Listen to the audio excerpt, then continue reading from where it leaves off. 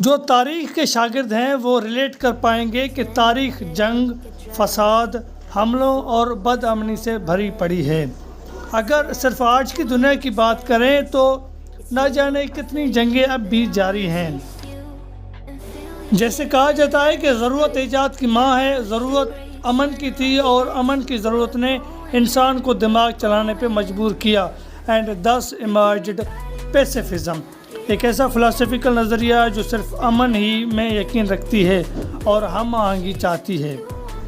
جیسے ایگالیٹیرنزم کی ضرورت اس لیے پڑی کہ ہر انسان برابر پیدا ہوا ہے اور اسے برابری میں جینے کا حق حاصل ہے، اور کیپٹلزم کی ضرورت اس لیے پڑی کہ کھانا لوگوں کے آگے قطار لگائے، نہ کہ لوگ کھانوں کے آگے قطار لگائیں، جیسے کمیونزم یا سوشلزم میں ہوتا ہے۔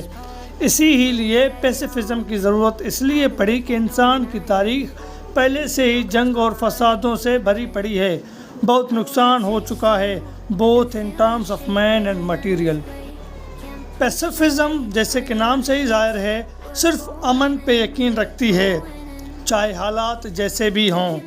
جنگ پیسیفسٹس کو قیامت جیسا لگتا ہے، اور پیسیفسٹس کی اس ہی پختہ یقین کو ایبسولوٹ پیسیفزم کہتے ہیں، اور جو کہتے ہیں کہ امن ہی دنیا کے ہر مسئلے کا حل ہے۔ They say bring peace and rest of the problems will vanish۔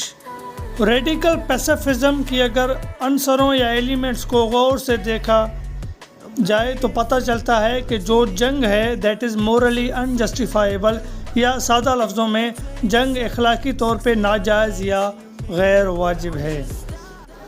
اگر ہم ریڈیکل یا ایبسولوٹ پیسیفزم کے تخت سے تھوڑا سا نیچے اتریں تو آتا ہے کنڈیشنل پیسیفزم، جو کہتی ہے کہ امن پرائیورٹی یا ترجیح ضرور ہونی چاہیے، پر وقت آنے پر سیلف ڈیفینس کرنے میں کوئی برائی نہیں، اور سیلف ڈیفینس کرنے سے کم نقصان میں مسئلہ حل ہو جاتا ہے۔ ریڈیکل یا پرنسپلڈ پیسیفزم کے علاوہ جو بھی پیسیفزم کے پرسپیکٹیوز ہیں وہ کنڈیشنلی جنگ یا وائیولنس کی اجازت دیتے ہیں، جیسے کہ پراگمیٹک پیسیفزم، پیسیفزم آف انٹینٹ یا selective پیسیفزم۔ Life itself is a vicious cycle of violence, and the ideologies like pacifism will blow a sense of peacefulness in an otherwise viable life۔ آپ کے خیال میں ایبسولوٹ پیسیفزم کا پریکٹیکل لائف میں positive impact ہو سکتا ہے؟